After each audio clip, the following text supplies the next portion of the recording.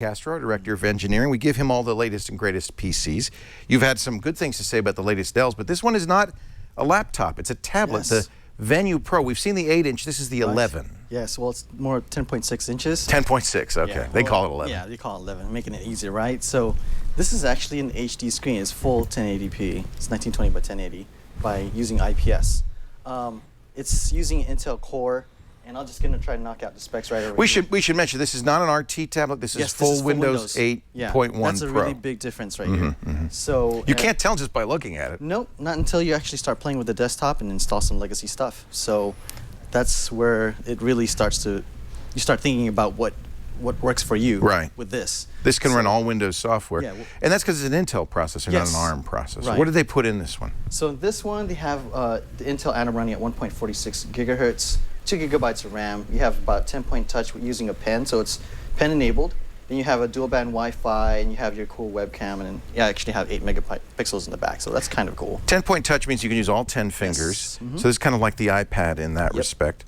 And you find it pretty responsive. I'm intrigued on that Atom processor. It's pretty good. So which is really interesting. Back in the days, I reviewed the Envy, which also used the Atom, and it wasn't that strong then. But for some reason, just playing this tablet by itself, I'm just going to run a couple of things here. Look at those things are all running in the background. Yeah, wow. they're all running stuff in the background, and it's extremely responsive. And remember, this is all full HD, so it's pushing pixels really well. I forgot to mention too that this is running Gen 7 Intel graphics, so that's something helps a lot in terms of pushing pixels. All right. So this must be a Haswell. Is there such a thing as a Haswell Atom? No, it's just Atom. Just Atom. All right. So, but I mean, it's low power, and that's another thing that's a good point too. Is that the battery life is just incredible on this thing. This thing lasted me for a week on standby. I mean, a week? But our usage is about 8 to 9 hours, maybe about 12 at the most. That's very running, good. Stuff in the background, including games, which was very surprising. So now it doesn't come with a keyboard. It's really tablet focused. Yes, yes. But can you get a keyboard? I guess you could can. use it. Okay. Yeah, it's like 159, right. and it has its own battery. It increases the life of the battery up to 15 hours. So that's it's pretty great. ridiculous. That's a new thing people are doing with these click-on keyboards is adding batteries to the keyboard itself. Gives you more juice. And it has the mouse, of course, so it has the trackpad similar to its competing stuff like the... But, I mean, I can do all the normal stuff you could expect to do on Office. This seems pretty snappy. Yeah. You know what amazes me? Windows didn't used to run well in 2 gigs of RAM. But none of these tablets, have more than 2 gigs. That's pretty standard for a tablet. You find 2 gigs is plenty, even for multiple things in the background. Well, if I'm running stuff like Photoshop, which I've tried, it still chugs, right? You know, things like that. Anything with big files are not going to do well. If you're running some heavy-duty enterprise stuff, then definitely. It's not like you're running SQL Server on this thing. So. But Windows 8 is tuned in the tablet mode to be smart with memory, be smart with processors. Even if something like you see all those things in the background, none of them are actually using, in most cases, any CPU. Right, it just stays frozen in memory. Yeah. And when you're just even memory, they'll unload it if they need it. Pretty much, like when we're swapping between, when we're multitasking, we always see it in frozen time, basically almost like a screenshot of what we're seeing, and it just refreshes every time we're going back and forth. But the cool thing is it's very, very responsive, even with just 2 gigabytes of RAM. So this particular model has 32 gigabytes of storage. Right. And can you add an SD card?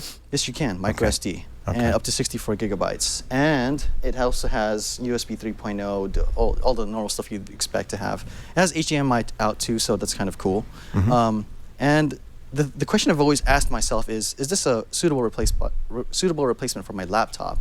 And actually, kind of yes. Really? For about 80% of the apps that I've been running, it does.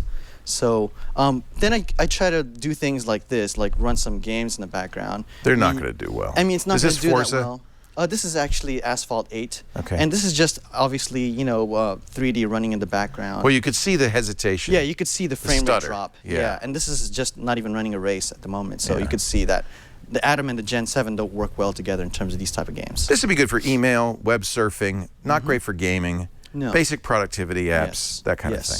So how about Skype? Does that work pretty well? Skype works excellent. And just to, since we're talking about Skype, it uses the video camera. Here's a little bit of what we're looking at through the 8-megapixel camera. I thought it was white noise. It's our carpet. Yeah, it's the carpet. All right.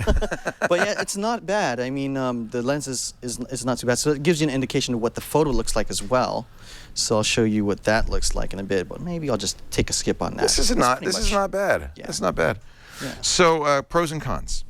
The pros is that, let me just look at my cheat sheet because I just suck at this. It's versatile, and the Right. big thing is that it runs full Windows. Right.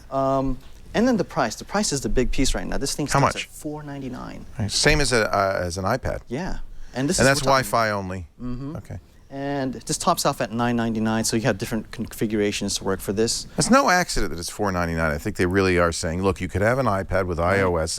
It's a tablet only, or you can have a real desktop operating system on your same price. Yes. Yeah. Yes. That almost speaks to the RT stuff because everyone's been kind of thinking RT or desktop, but this thing it's huge to be able to have some sort of desktop power in this kind of price. Does this come with Office, or do you have to buy it? It does. It does come with does? Office, yes. Wow. So that's huge. The other thing too is that it just has really good battery life. And for that, I mean, just without the keyboard or anything, it's about 9 to 10 hours, 8 to 10 hours, even with stuff running in the background, playing games and browsing the web. I even did some benchmarks if Brian could show some of that stuff right there. It's actually really cool. So here's some stuff running on 3D Mark, and it runs well above the category average within this class range. So it's It is really even cool. beating the Surface 2, which is pretty good. Awesome. Yeah. You know, and Surface 2, mind you, it's running RT, right? I mean, we're running. It's. Oh, that's not the Surface Pro. That's the Surface 2. Yes, Okay. yeah. All right. Wow. So I mean, Faster the than the iPad. Faster than the Surface. Yeah. That's nice. And the battery too is very competitive in that level too. There's so got to be some negatives. Yes. Negative is that it's a fingerprint magnet and it generates a lot of nice heat. You can really cook your eggs on this. It's a hot fingerprint magnet. Yeah, definitely. It's a hot fingerprint thing, and it also has some weak brightness to it. So. It's not very bright, you think? It's not. This is actually pretty maxed out. And Well, we're sitting in bright studio lights, and it Yeah. still looks pretty good. Yeah, it looks pretty Yeah. good, but in comparison to some of the tablets I've seen, Okay. and some of the reviews I've been reading about other people complaining about the brightness over time, so that's. How do you feel about? We looked at the Lenovo Mix, which was an 8-inch tablet last week. 8-inch versus 10.6 inches.